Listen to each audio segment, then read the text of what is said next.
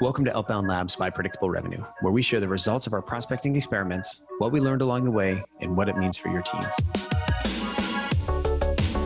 Hey everybody, I'm Colin. I'm Lavinia. And we are Outbound Labs. Today we're going to talk about improving our results on LinkedIn. I love LinkedIn as a channel, but every now and then the LinkedIn search makes me look like an idiot. And I do a good enough job making myself look like an idiot without any help. So today what we're talking about is one of the things that's frustrated me the most about LinkedIn, which is their LinkedIn list builder function, Sales Nav function. Those are the words I'm looking for. Lavinia, what are we testing? We are looking at how can we improve that list that you're building in Sales Nav to give you better results. So as we said before, time and time again, a really important basis of getting good results in any campaign is having a good quality list. Mm-hmm. It's really that straightforward. Without a good quality list, your results are going to suffer. So obviously the same goes on LinkedIn. We've been seeing awesome results on LinkedIn, but as Colin was saying, that search function isn't always the best. It's janky. I've always liked it because I've liked parts of it because you can search for things that are unique to LinkedIn. You can do keyword searches, which are super unique. But I think the problem is how they do the matching. Because I always find that for the first couple of pages when I'm doing a campaign or when I'm like reaching out to people, it's like great. And then there's just this cliff that it falls off. And then all of a sudden, like I just experienced this. I was trying to build my network with European sales leaders because I noticed I haven't had too many on the podcast, and I feel like I'm missing out on a big cohort of really great people.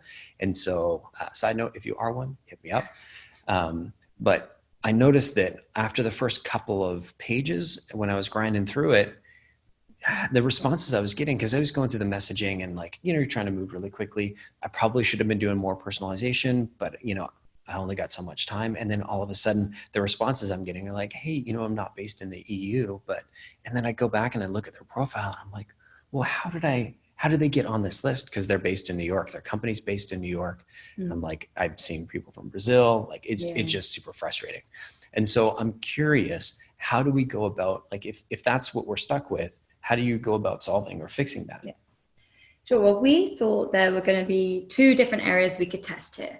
So we decided that our main focus was to improve those companies we're reaching out to. So there were two ways to do this. So one was a focus on a bit of an ABM approach. So these are, the companies that are predefined, they're hot leads, or they're going to be hot targets. They exactly fit your ICP, and they're really the companies on your hit list. So that's one way. We use those companies, put them into the company function on Sales Nav Search, and then built our list around that. So when I say built the rest of the list, I'm talking still like location, titles, because you can still be super specific with titles, just as companies we want to make sure are the exact right ones. Mm-hmm. So that was one way. But obviously that's all good and well if you know exactly the kind of companies you want to reach out to. If you have that list in the first place, obviously we know not everyone does. And that list, there's going to be way more scope beyond that list. So the second area we tested was to use a regular data provider and build a company list in there. And that worked really well because you can get loads of companies because you can use SIC and NAIC codes.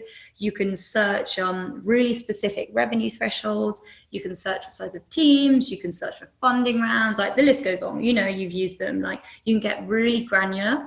And when you pull up that list of companies, then you can put them into that Sales Nav search. And both of those ways, the companies you're targeting are going to be the people you want to be reaching out to.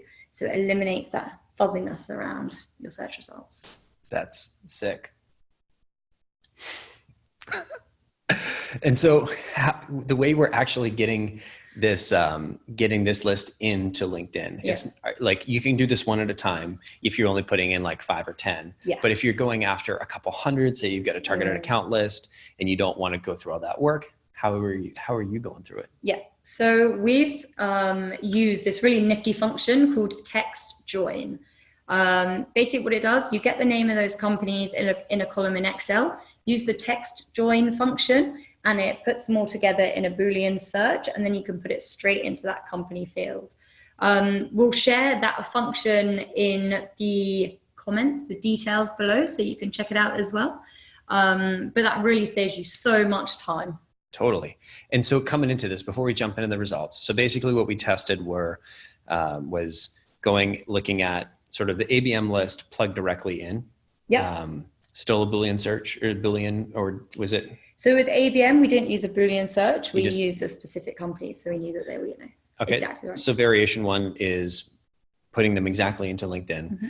Variation 2 is putting them a Boolean search. So pulling from a data provider. So we know these aren't, there's less research going into these accounts. So we know that we're not going to get the same sort of results. Yeah, exactly. And then we're looking at the third method is just building the list on LinkedIn. Yeah. Okay. So how do you think these perform? So I guess you know the results. All right. So how do you think they perform? How do I think they perform? Well, I think the ABM one is obviously going to do a lot better. Yeah. Just because, this is a customer that's a little bit more mature. In my head, I don't know the specific customer that we did this for. But I think anybody that can give you a list and saying, hey, this is our ABM strategy, you can at least make the assumption that their senior team has put some thought behind that ABM list. Yeah, completely. So I think that's going to do well. I'm not sure list provider versus LinkedIn. So I think ABM is going to do really well. I think the other two are going to be about the same. I don't think there's going to be any difference. Okay. I think you guys suck. So am I right? What we looked at was ABM. We set up this experiment for 2 of our clients. And then we also did the data provider setup with 3 of our clients. So we had a different range of kind of targets, industries, profiles, etc. So we're not kind of looking at just outliers. We're looking at a mixture of results. Mm-hmm. So first was the ABM approach. And as Colin said, the ABM built list significantly outperformed the one built in Sales Nav. Yes. So we saw up to 57% more meetings booked using this ABM approach rather than using the Sales Navigator approach. So yeah, that's a huge difference, and one that's definitely worth the time. If you have that list, get it in there, use that target company name. And also it's important to know, like with all our experiments, everything else between that outreach and that campaign with the ABM list and the other campaign that we used with Sales Navigator was exactly the same. They're exactly the same messaging, cadence, obviously LinkedIn. The only thing that was changed was the list. So we can pretty confidently say it's the list. Fantastic. So 57% more meetings is a huge outcome. I mean, obviously you put a lot of research into it, so that makes sense. I'm curious, Sales Nav versus sort of list provider, how did that do? So we saw with the list provider that we saw up to 20% more meetings. Damn. Not as huge as 57, but it's still significant. But I think what the biggest finding from our data provider list build was that there was a lot less noise, and that feedback we were getting from prospects, even if it was a no thanks, not a fit, not for us right now, they were telling us a lot more about why, because at the end of the day, they appreciated and they could see why they could have been a target.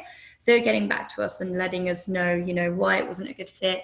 Are they in another contract? Are they not looking? Do they not have budget X, Y, Z, which is all super valuable information as well. Mm-hmm. So it cuts out all that noise of people just being completely way off target. And you know what? People don't want to be reaching out to in the first place. Totally. I'm going to need you to have a look at this list that I've got going, because right now, the last response I got was, I'm in Brazil. And I'm like, Brazil is not in the EU the last time I checked. So I need some help there.